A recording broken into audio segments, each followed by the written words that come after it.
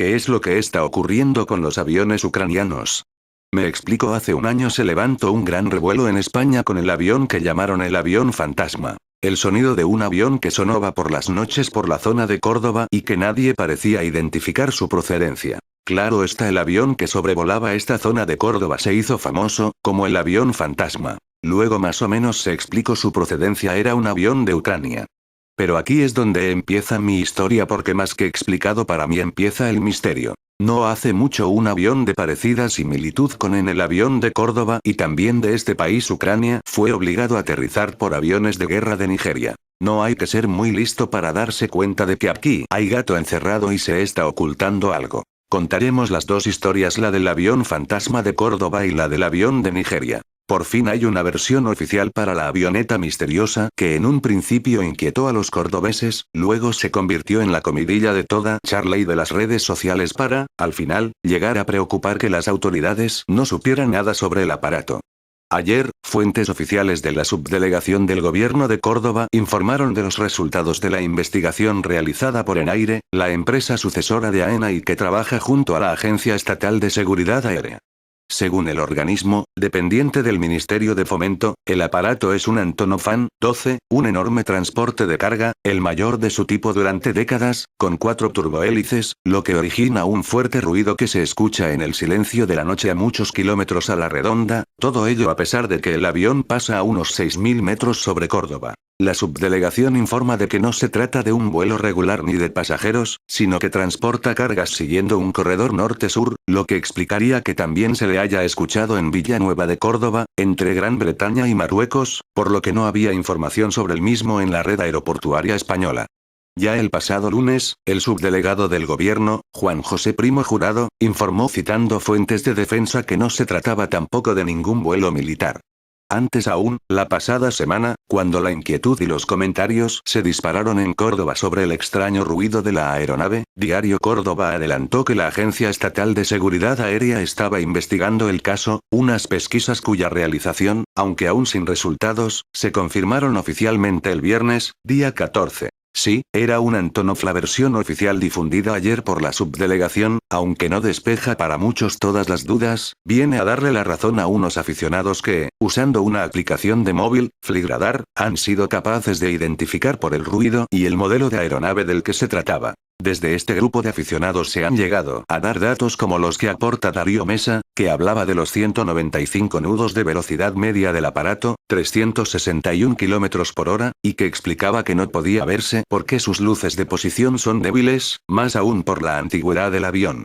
Estas fuentes incluso han seguido el vuelo hasta las inmediaciones de Rota, donde se perdía la señal, y hasta han señalado a la compañía aérea a la que pertenece el aparato, citando al respecto a Aerobis Airline, con sede en Kiev, y Kaboker, ambas con este tipo de aeronaves en su flota. Caso de Nigeria. Aviones con chemtrails fueron obligados a aterrizar en la India y Nigeria. Analistas militares rusos están informando hoy en el Kremlin que las fuerzas militares de los Estados Unidos están en pánico por los aterrizajes forzosos ordenados por las fuerzas aéreas de la India y Nigeria, de 2 aeronaves ucranianas An-124, foto lado inferior, operadas por la Fuerza Aérea estadounidense y con base en su gigantesca y secreta base aérea de Diego García en el Océano Índico. Según estos informes, la Fuerza Aérea del Ejército de la Liberación del Pueblo de China, PLAF, notificó a los funcionarios de inteligencia de la India y de Nigeria sobre la presencia de estas aeronaves ucranianas operadas por los Estados Unidos por su creciente preocupación de que los Estados Unidos estén esparciendo agentes biológicos en toda la atmósfera de la Tierra y que algunos funcionarios chinos están advirtiendo que sea un intento estadounidense-europeo de llevar a cabo un genocidio en masa a través de esparcir el virus de la influenza porcina H1N1 que ha puesto en peligro a toda la población mundial.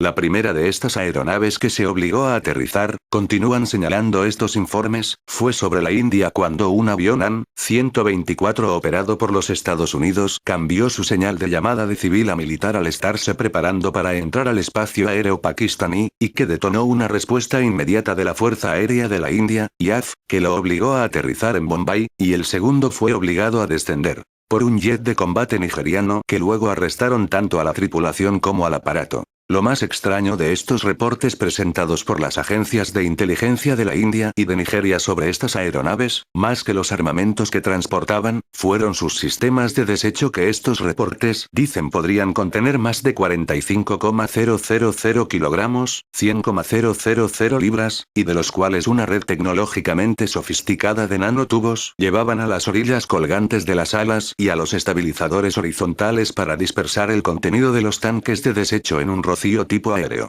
Furiosas exigencias hechas por los Estados Unidos tanto a la India como a Nigeria para la liberación de sus aviones llevaron a los funcionarios de la defensa india a permitir que el AN-124 que capturaron fuera liberado. Nigeria, sin embargo, tuvo que ser persuadida a la fuerza a liberar al avión capturado cuando después de su negativa inicial de hacerlo, sufrió la voladura de un de sus oleoductos por los muchos grupos terroristas que cuentan con el respaldo de los Estados Unidos y que operan en ese país. Quizás todo esto es para ocultación de algo que hay en los cielos como esto. Cientos de personas aseguran haber visto una ciudad flotante sobre un pueblo de Nigeria. Desde la antigüedad hay historias relacionadas con seres extraños que aparecen de la nada en nuestros cielos desde naves espaciales. Estas naves mitológicas eran conocidas como Vimana, una palabra con varios significados como templo estelar o palacio de máquinas voladoras. Además de que tenían la capacidad de desplazarse dentro de la atmósfera terrestre, los Vimanas también podían viajar al espacio. Según los escritos, los Vimanas tenían diferentes formas y tamaños, como con 2 o más motores, máquinas voladoras sofisticadas equipadas con armas mortales, y a pesar de que eran utilizadas para el transporte, su propósito principal era la guerra. Algunos Vimanas tenían forma de platillo, mientras que otros tenían forma de cigarro. Pero también hay escritos que los representaban como grandes ciudades flotantes. Pero más allá de los escritos, en 2011 hubo un posible avistamiento de una de estas ciudades flotantes en Nigeria. Según cientos de residentes del pequeño pueblo fronterizo de Dulali en Darazo, Nigeria, afirmaron ver una gran ciudad voladora descendiendo desde el cielo la ciudad flotante de Dulali. Uno de los testigos presenciales, Saidu Mesa y Dulali, quien trabaja diariamente preparando el té, el café y las bebidas de chocolate caliente para los locales, dijo a los periodistas de un periódico nigeriano que vio la luz en el cielo después de la oración de la mañana en la mezquita local mientras se preparaba para comenzar el trabajo diario. Saidu y cientos de otros residentes, incluido el imán de la mezquita local, Malam Sheul Imán, vieron una luz brillante procedente del cielo y con dirección hacia el pueblo. Apareció de la nada una gigantesca masa parecida a una nube, y que volaba lentamente sobre el pueblo justo a la altura de un árbol, explicó Saidu. La nube era transparente y vi hermosos edificios altos en su interior. Era como una ciudad voladora. Y de ella podía escuchar el sonido de máquinas que hacían ruido, como si se tratara de la fábrica de cemento de Asaka. Dauda Mohamed, un agricultor local, también vio el gigantesco objeto mientras trabajaba en sus campos. Dijo que cuando se dio cuenta de su presencia en el cielo, se sorprendió más que asustar. Él también dijo que vio los edificios de la ciudad flotante, que apareció envuelta en nubes. Incluso un niño de 10 años llamado Ibrahim, dijo que vio el ovni. El joven estaba evidentemente confundido acerca de lo que estaba viendo, ya que lo primero que pensó es que era un gran ovni pasando entre los árboles. Cuando los periodistas preguntaron a los residentes locales su opinión acerca de lo que vieron, ellos expresaron que era la obra de Dios, debido a sus creencias religiosas. El imán del pueblo, Malam Sheul Imán, confirmó el avistamiento, aunque él lo atribuyó a Alá y a los Djinn, una referencia a los espíritus en el folclore islámico y árabe. Creemos que tal vez Dios usó esos avistamientos para que abriésemos los ojos y ver cómo los Djinn viven en su propio mundo, explicó el imán.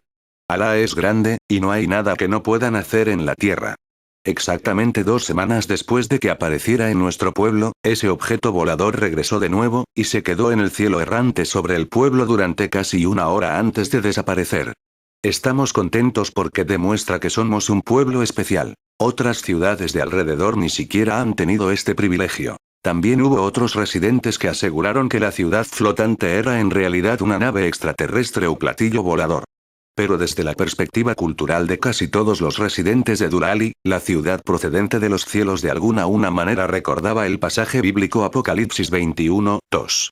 Y yo Juan vi la santa ciudad, la nueva Jerusalén, descender del cielo, de Dios, dispuesta como una esposa ataviada para su marido. Por supuesto, nadie hubiera creído la historia si ese misterioso objeto hubiese sido avistado por una única persona. Pero los medios de comunicación se hicieron eco del avistamiento porque todo un pueblo aseguró ver la ciudad voladora descendiendo del cielo. Creemos que es un signo de que algo grande está por ocurrir en ese pequeño pueblo, comentó Yao Kaugama, un político del gobierno local. Algo así como un gran invento, que afectará a la vida de toda la humanidad. Sin embargo, el fotógrafo experto Brian Engler cree que la ciudad flotante podría haber sido un simple espejismo. Esto parece como una especie de espejismo, aunque no tengo ni idea de si las condiciones meteorológicas en el momento y en el lugar habrían apoyado eso, explicó Brian. Hay casos donde las personas hablan de castillos en el aire, que se parece mucho a lo que estas personas describen. En cualquier caso es muy interesante. Pero lo más destacable de esta sorprendente historia es que muchos de los residentes locales no tienen electricidad, no tienen teléfonos móviles o internet, por lo tanto, no están manipulados por el mundo exterior. Es evidente que tal historia ha abierto un gran debate en todo Internet, donde algunos sostienen simplemente que fue un espejismo, aunque otros creen que fue un verdadero avistamiento. ¿Qué vieron realmente los residentes de Durali?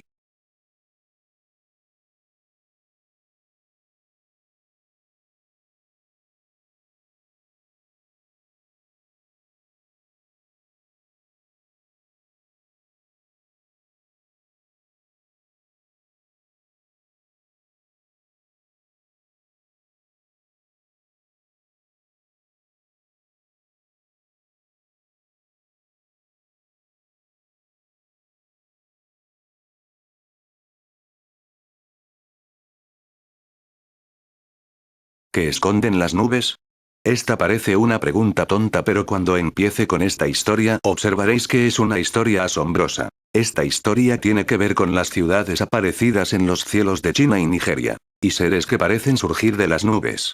Seres de otra dimensión. Mi teoría es que los chemtrails, estos aviones que esparcen algo por los cielos del mundo, lo único que hacen es ocultar una realidad que no quieren que veas. Luego están las avionetas que disuelven nubes. Desde 1994 se están dando caso de avionetas que disuelven nubes. ¿Y por qué? Esa es la pregunta que se realizan los agricultores desde hace 21 años. Delegación del gobierno en Murcia ha recomendado a los agricultores que cuando avisten una de esas presuntas avionetas fantasmas que evitan la lluvia lo denuncien inmediatamente al cuartel de la Guardia Civil más cercano. A esto yo le llamo cinismo. Vamos a ver, una avioneta no es un coche. Quiero decir que tienen que estar en lugares como aeropuertos y cosas así. Estos aviones tienen un riguroso control donde todo queda reflejado, salidas y entradas. El control de estos aparatos, los aviones, es extremo, por una sencilla razón. Por una cosa que se llama tráfico aéreo y que sirve para que los aviones no se choquen en vuelo. Es imposible que las fuerzas del Estado y las fuerzas aéreas no conozcan estos vuelos que destruyen nubes. Imposible. 3.000 agricultores protestan en Murcia contra los aviones que espantan la lluvia. Apenas llueve y eso siempre ha conmovido el campo. No todos achacan esa precariedad pluviométrica a los caprichos de la meteorología. Los agricultores del Levante llevan 15 años, culpando a una alianza entre ciencia y tecnología de la escasez de precipitaciones. En Puerto Lumbreras, Murcia, salieron ayer a la calle unos 3.000 agricultores almerienses y murcianos, menos 2.000 según la policía y 6.000 según la Unión de Agricultores y Ganaderos, COAGUAGA, para clamar contra la actuación de avionetas que disuelven las nubes cargadas de agua con mercurio y yoduro de plata. Son las espantanubes. Sus efectos alcanzan una veintena de pueblos almerienses dedicados al cultivo de cítricos y hortalizas, y a la ganadería, aunque en Oaga no se atrevan a cifrar los daños. Esta imprecisión desaparecía entre las pancartas que portaban ayer los manifestantes, en las que se leía: avión asesino, tira mercurio y mata ganado. Consciente de la insólita protesta, Juan Manuel Morillas, secretario de organización de Oaga en Almería, inició su perorata admitiendo que muchos creerán que estamos locos o que somos incultos, pero, agregó, nuestra presencia aquí prueba que llevamos razón. Durante el recorrido de los manifestantes por la N340, que cortaron durante 90 minutos, Morillas desgranó la información que ha recopilado su organización acerca del tema. Los primeros experimentos del Servicio de Lucha contra Plagas del Ministerio de Agricultura, Pesca y Alimentación, MAPA, que comenzaron en Albacete en 1976, se adjudicaron a la empresa Celtia Agraria. De los vuelos se encargaron los pilotos de la compañía americana Cooper. Desde entonces, cada vez que el cielo se cubre y parece que va a llover, diferentes tipos de aviones sobrevuelan la zona y desaparecen las nubes. Ha habido denuncias individuales en la Guardia Civil y actuaciones más recientes de UAGA ante el Defensor del Pueblo Andaluz, la Junta de Andalucía, el MAPA y otros organismos locales que no han contestado en su mayoría.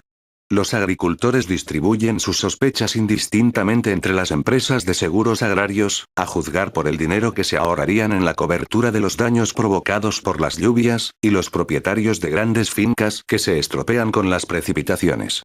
Nuevas protestas. Los responsables de UAGA advirtieron que esta ha sido la primera de una serie de protestas que se sucederán si no obtienen una respuesta oficial. Y las próximas, amenazaron, serán con tractores y picos. La delegación del gobierno en Murcia ha recomendado a los agricultores que cuando avisten una de esas presuntas avionetas fantasmas que evitan la lluvia lo denuncien inmediatamente al cuartel de la Guardia Civil más cercano, informa. Ayer demandaron una investigación de la administración sobre la incidencia de avionetas en la ausencia de lluvias al tiempo que gritaban, agua sí, avionetas no. Obtuvieron ambas cosas. Un avión sobrevoló la cabeza de la manifestación entre las iras de los presentes y una tromba de agua les despidió cuando abandonaban el pueblo. Francisco Vargas, presidente de Asaja en Almería, también reclama que de una vez por todas se investiguen estos supuestos vuelos, y que se averigüe quién está detrás de ellos, qué intereses tiene, después de que a lo largo del tiempo se haya especulado con múltiples posibilidades. Por ejemplo, que los vuelos estén organizados por compañías de seguros que pretendan evitar indemnizaciones a los agricultores por lluvias torrenciales. Los vuelos antitormentas se producen sobre amplias áreas de cultivos de lechugas y hortalizas al aire libre, por empresarios que pretenden evitar las lluvias para proteger sus cultivos, por responsables de empresas de energía solar, existentes también en la zona, e incluso que los vuelos se realicen por motivos de seguridad. Pero lo cierto es que hasta el momento no existe constancia oficial de que se haya detectado ninguno de estos aparatos por parte de la administración, como reconoció el subdelegado del gobierno en Almería recientemente en una entrevista con organizaciones agrarias que le expusieron el problema. ¿Recuerdas que empecé este video hablando de ciudades que surgen en los cielos en China y Nigeria? En las nubes. Bueno, pues escucha esta noticia para que puedas observar que todo tiene relación. India y Nigeria obligan a varios aviones con chemtrails a realizar un aterrizaje forzoso. Analistas militares rusos están informando hoy en el Kremlin que las fuerzas militares de los Estados Unidos están en pánico por los aterrizajes forzosos ordenados por las fuerzas aéreas de la India y Nigeria, de dos aeronaves ucranianas AN-124, foto lado inferior, operadas por la Fuerza Aérea estadounidense y con base en su gigantesca y secreta base aérea de Diego García en el Océano Índico. Según estos informes, la Fuerza Aérea del Ejército de la Liberación del Pueblo de China, PLAF, notificó a los funcionarios de inteligencia de la India y de Nigeria sobre la presencia de estas aeronaves ucranianas operadas por los Estados Unidos por su creciente preocupación de que los Estados Unidos estén esparciendo agentes biológicos en toda la atmósfera de la Tierra y que algunos funcionarios chinos están advirtiendo que sea un intento estadounidense-europeo de llevar a cabo un genocidio en masa a través de esparcir el virus de la influenza porcina H1N1 que ha puesto en peligro a toda la población mundial. La primera de estas aeronaves que se obligó a aterrizar, continúan señalando estos informes, fue sobre la India cuando un avión AN-124 operado por los Estados Unidos cambió su señal de llamada de civil a militar al estarse preparando para entrar al espacio aéreo pakistaní, y que detonó una respuesta inmediata de la Fuerza Aérea de la India, IAF, que lo obligó a aterrizar en Bombay, y el segundo fue obligado a descender por un jet de combate nigeriano que luego arrestaron tanto a la tripulación como al aparato. Lo más extraño de estos reportes presentados por las agencias de inteligencia de la India y de Nigeria sobre estas aeronaves, más que los armamentos que transportaban, fueron sus sistemas de desecho que estos reportes dicen podrían contener más de 45,000 kilogramos, 100,000 libras, y de los cuales una red tecnológicamente sofisticada de nanotubos llevaban a las orillas colgantes de las alas y a los estabilizadores horizontales para dispersar el contenido de los tanques de desecho en un rocío tipo aéreo. Furiosas exigencias hechas por los Estados Unidos tanto a la India como a Nigeria para la liberación de sus aviones llevaron a los funcionarios de la defensa india a permitir que el AN-124 que capturaron fuera liberado. Nigeria, sin embargo, tuvo que ser persuadida a la fuerza a liberar al avión capturado cuando después de su negativa inicial de hacerlo, sufrió la voladura de un de sus oleoductos por los muchos grupos terroristas que cuentan con el respaldo de los Estados Unidos y que operan en ese país. Cientos de personas aseguran haber visto una ciudad flotante sobre un pueblo de Nigeria. Desde la antigüedad hay historias relacionadas con seres extraños que aparecen de la nada en nuestros cielos desde naves espaciales.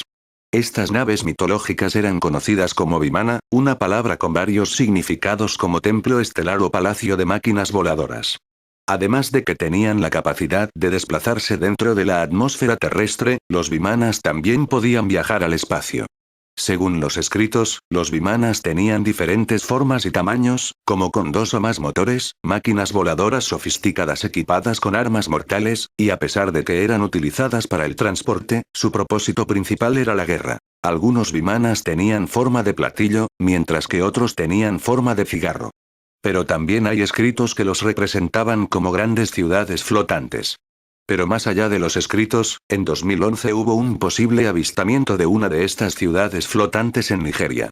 Según cientos de residentes del pequeño pueblo fronterizo de Dulali en Darazo, Nigeria, afirmaron ver una gran ciudad voladora descendiendo desde el cielo. La ciudad flotante de Dulali. Uno de los testigos presenciales, Saidu Mesa y Dulali, quien trabaja diariamente preparando el té, el café y las bebidas de chocolate caliente para los locales, dijo a los periodistas de un periódico nigeriano que vio la luz en el cielo después de la oración de la mañana en la mezquita local mientras se preparaba para comenzar el trabajo diario. Saidu y cientos de otros residentes, incluido el imán de la mezquita local, Malam Sheul Imán, vieron una luz brillante procedente del cielo y con dirección hacia el pueblo. Apareció de la nada una gigantesca masa parecida a una nube, y que volaba lentamente sobre el pueblo justo a la altura de un árbol, explicó Saidu.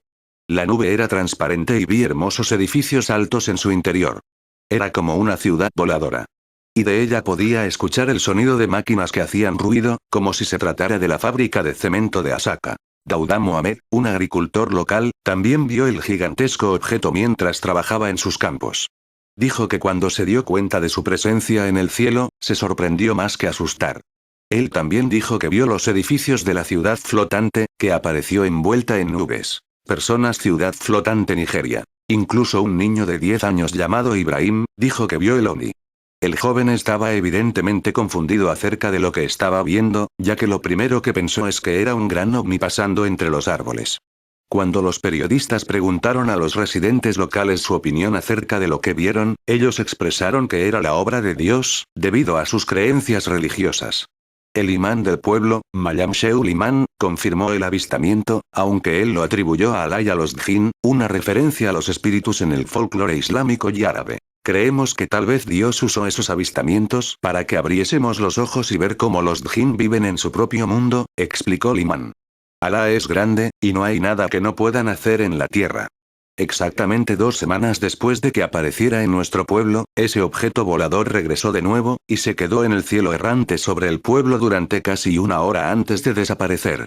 Estamos contentos porque demuestra que somos un pueblo especial. Otras ciudades de alrededor ni siquiera han tenido este privilegio. También hubo otros residentes que aseguraron que la ciudad flotante era en realidad una nave extraterrestre o platillo volador. Pero desde la perspectiva cultural de casi todos los residentes de Dulali, la ciudad procedente de los cielos de alguna manera recordaba el pasaje bíblico Apocalipsis 21:2. Y yo Juan vi la santa ciudad, la nueva Jerusalén, descender del cielo, de Dios, dispuesta como una esposa ataviada para su marido. Por supuesto, nadie hubiera creído la historia si ese misterioso objeto hubiese sido avistado por una única persona.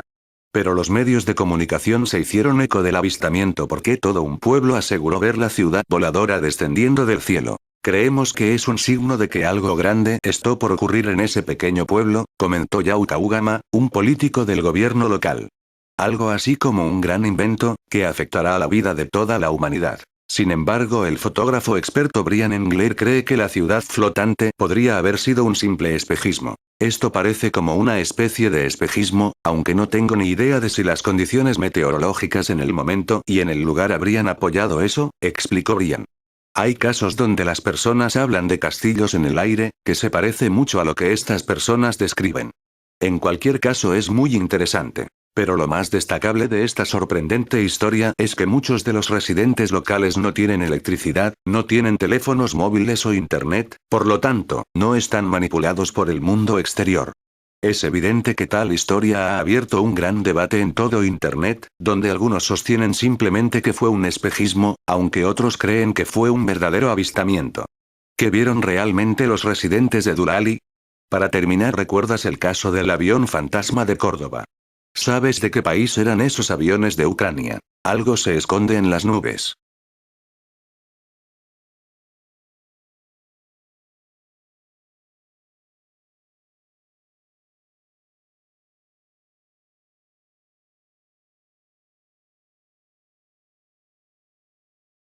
La célebre y desaparecida ciudad de Carcosa. La célebre ciudad de Carcosa, ahora en ruinas, siempre me ha parecido un elemento enigmático e imaginativo por todas las historias que pudieran existir a su alrededor. Su esplendor, sus habitantes, su caída. Carcosa, ciudad transmedial, y el rey de amarillo. ¿Cuál es su verdadero origen?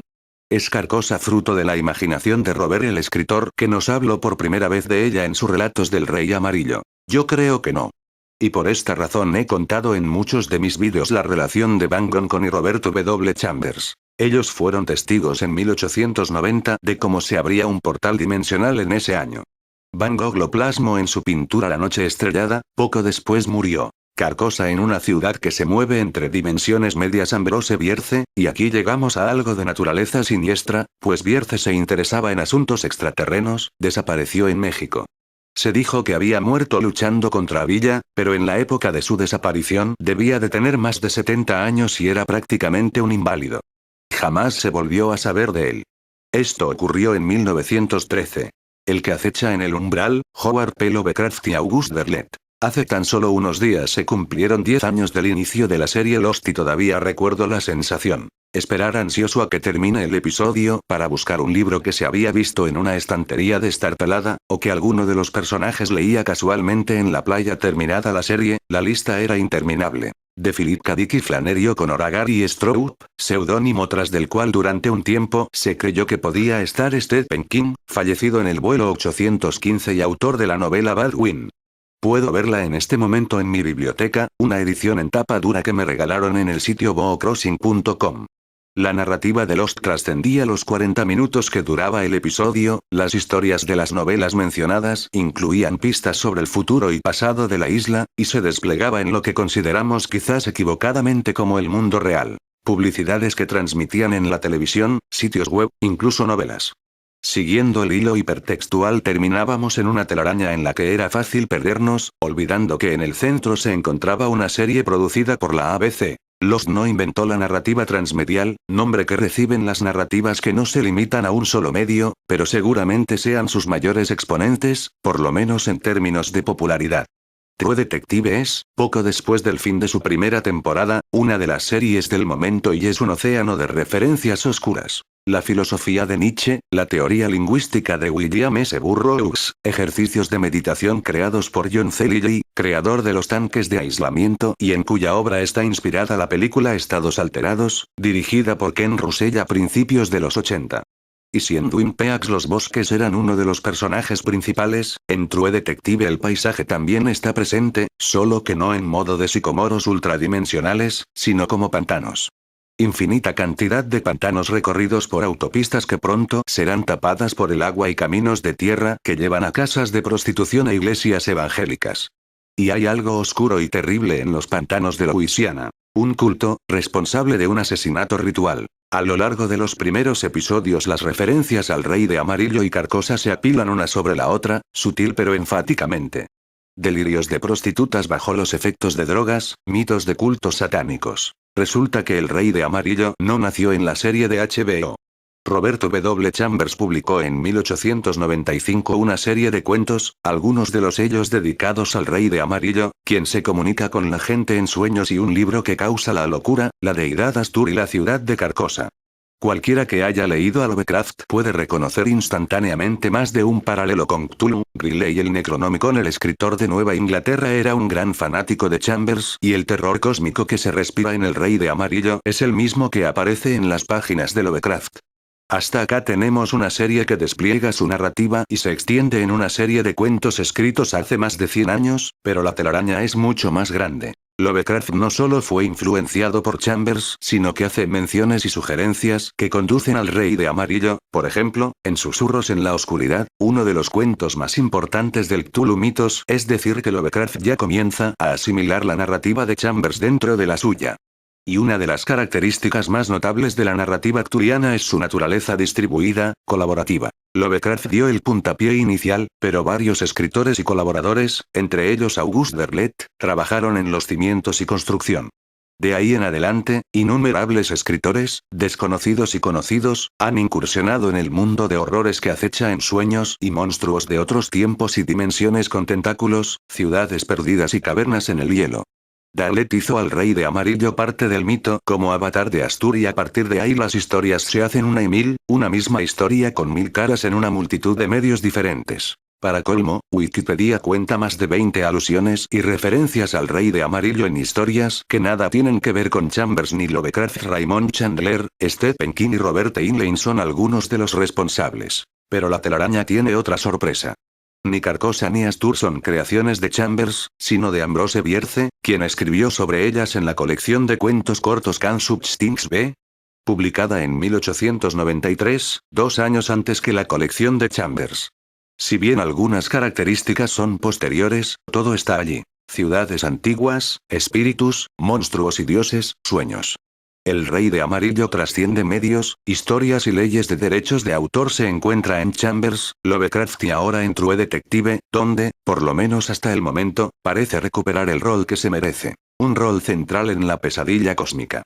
Ambrose Bierce, además de escritor de relatos, fue un periodista que a finales de 1913 abandonó Estados Unidos para cubrir la Revolución Mexicana, uniéndose al ejército de Pancho Villa como cronista. Al poco tiempo, desapareció sin dejar rastros. Superando una vez más los límites entre medios, de los cuales la realidad es solo uno de ellos, Lovecraft y Derlet se refieren a la misteriosa desaparición en el que acecha en el umbral.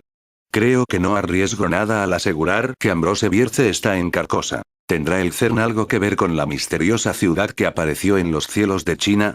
¿Será esta ciudad la mítica Carcosa? Este mes de octubre los ciudadanos de diferentes partes de China fueron testigos de extrañas ciudades que aparecían flotando en el cielo de su propia ciudad. La primera imagen vista fue captada en Ciudad de Foshan, en la provincia meridional de Cantón, el pasado 7 de octubre. Unos días más tarde, otra ciudad fantasma con su propio paisaje arquitectónico apareció en el cielo en la provincia de Jiangxi. Estuvo ahí por casi 30 minutos. No es la primera vez que un paisaje misterioso aparece en el cielo en China. En 2011 una ciudad fantasma similar se vio flotando sobre el río en la localidad de Wonsan. Desde su primera aparición el fenómeno ha generado un gran interés entre los apasionados a la ciencia ficción y lo paranormal, pero otros creen que se trata de una jugarreta de Estados Unidos y la NASA. Carcosa es una ciudad extraterrestre situada junto al neblinoso lago Ali y a la ciudad de Alar. A su vez, estos lugares se ubican en un planeta de las Híades, cerca de Aldebarán.